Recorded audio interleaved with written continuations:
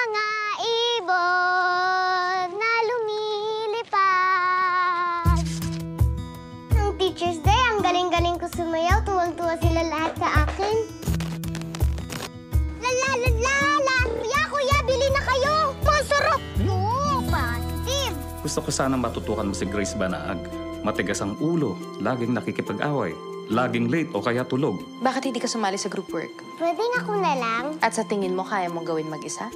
Positive! Ma, gusto lang po kayo makausap ni teacher. Ay, hindi pwede.